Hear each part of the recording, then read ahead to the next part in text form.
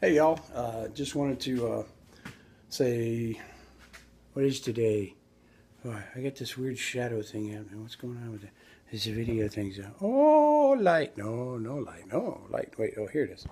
All right. Oh, it seems to be corrected now. Anyway, um, I posted some pics of a guitar that I built recently, and sorry for the sinus thing. It's been fun.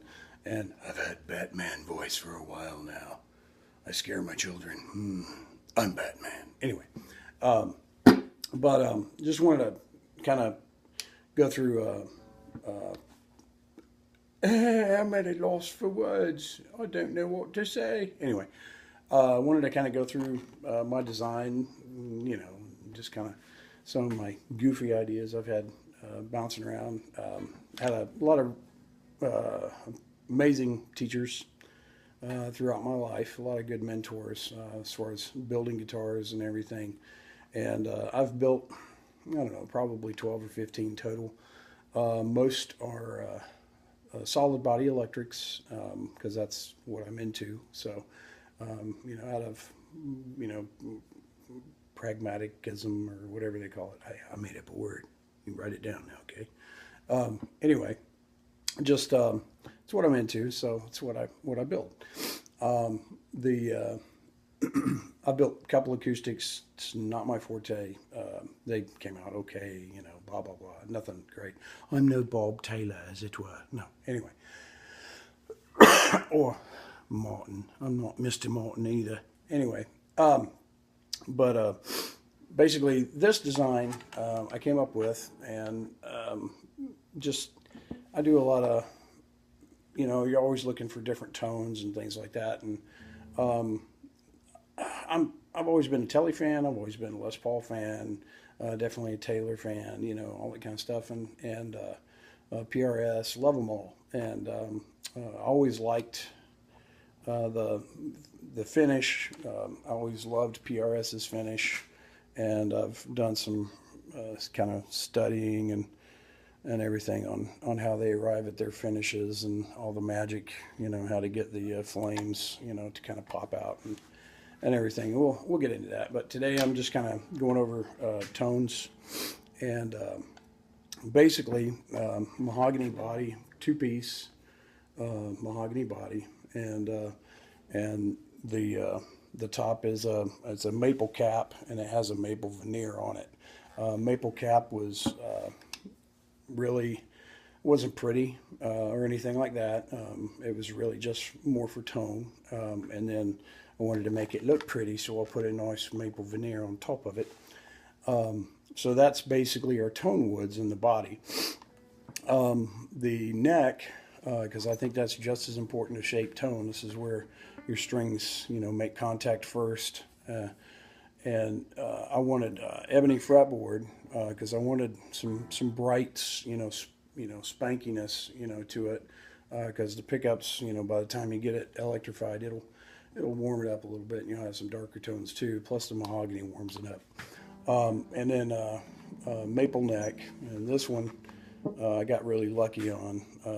This they found a really nice flame maple, and doesn't have probably that much to do with the tone. I don't know. I haven't really read up on that, but anyway, it's pretty, and I liked it, and I knew one of the maples, so you know, there it is.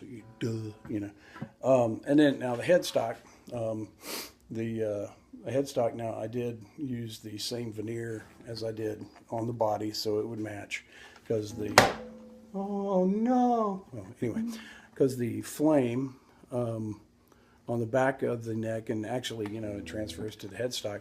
It was, you know, broader and didn't quite match, and I wanted, you know, this is like, oh, I think I'll do that, and I did, you know, there it is.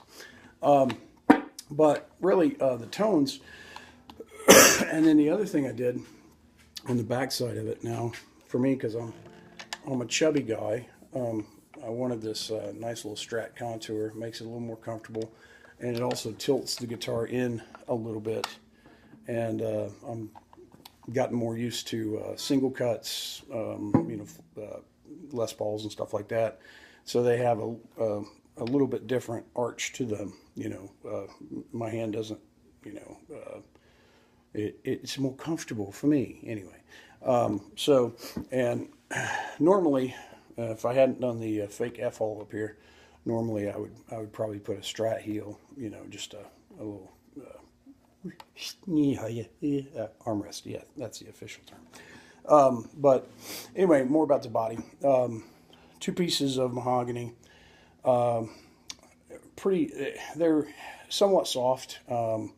Because I wanted more of a spongy kind of feel to it, if that makes any sense. I don't know. Anyway, and then the other thing I did was this is a fake F hole. It looks cool, but basically this is just a key route. I knew I wanted to do an F hole cosmetically, but I didn't want a traditional F hole, so I did this little crescent thing, and this is something I've probably seen other guitars like it, and I thought, oh, that's a cool idea. So it wasn't anything of my own design. It was just something I went, oh yeah, I like that, and I did it. So anyway, as far as I know, there's no patent on it. I hope not. Anyway, so tonally this doesn't really do a whole lot. This is all solid. Everything's solid. One thing I did do is under the bridge, on the back side, I don't know if you can see it, this is inlaid. This is a piece of wood inlaid here. And what I did was I routed a chamber down into the body to emulate certain things that I'd heard some other builders do. It's a little bit different than anybody else. As far as I know, I haven't really seen exactly what they did, but there's a chamber back in here, basically behind the strings. And what I've noticed, and this is Paddock inlaid, so it shapes the tone just a little bit, kind of adds a little bit more brightness and, I guess, for lack of a better term, balls, than just straight into the mahogany. Anyway, what I did notice, sorry, I had to turn that down, is once I got everything together and got the frets installed and got everything the way I wanted it, I thought, cosmetically and all that kind of stuff, and then started really putting it together and kind of setting it up. Acoustically, the guitar, and I always feel like if you have a guitar that sounds really good acoustically, electric, solid body, before you plug it in, then it's just going to get better when you plug it in. So old school way of thought, I guess. But anyway, one thing I noticed before I even plugged it in, it had a resonance to it and a tonality. You probably can't hear that. Anyway, that I'd never really experienced. Maybe the few guitars here and there, and you don't really know how they get there, but they got there, kind of thing. But it has like just a low resonance to it that just really kind of comes across, and it definitely helps the tone as it's amplified as well. So, but that was one of the cool things. I'd never experienced that in the guitars that I've built in the past. They'd always kind of, oh yeah, that sounds like a Strat, or that sounds like a Tele, that sounds, but this one just has a little bit different dimension to it, and so I thought it was cool. Now, the electronics, during my time with Taylor, I fell in love with their humbuckers and their design, and I had some that I had bought for extras for some other Taylor guitars that I own, and because I like to swap out and change tones and stuff like that. So, excuse me. Once again, I apologize.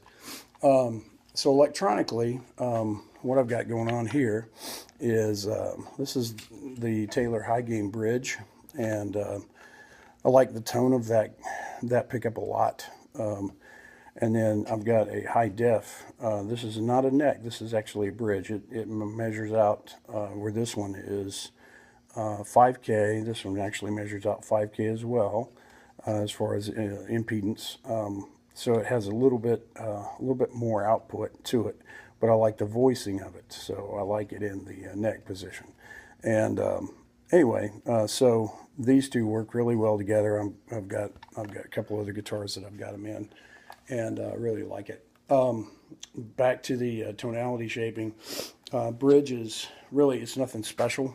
This is I don't know, maybe a $30 piece. I think it's basically a Godot or a Wilkinson. I don't even remember exactly.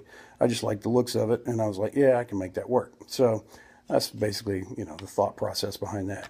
It was, I'm sorry if I took the romance out of it for a lot of you guys out there. One thing that I did think was important, and this is partially because I needed it and I wanted it that way, but my heel on my neck I actually reshaped, and because I don't like doing shims and stuff like that if I can keep from it. If I do, I usually do a full pocket shim and just reshape it and raise the whole neck if we're really going for that.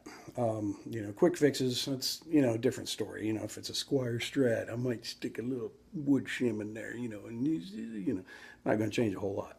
But for something I'm building, you know, definitely. So I actually created a little bit more of an arc on the neck angle.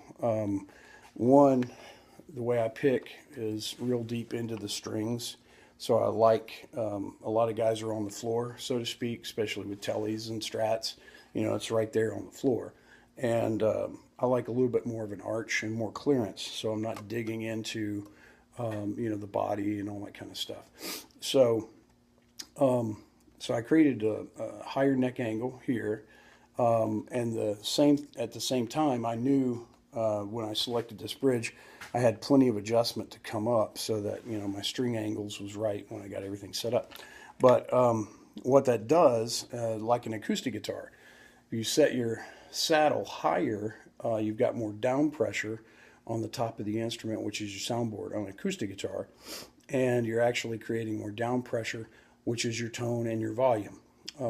When you know, bottom these guys out to get your action lower and everything, once again, even if it's string, you know, feeds from the back, even like a Strat or a Tele, like this is, you're still not creating a certain arc.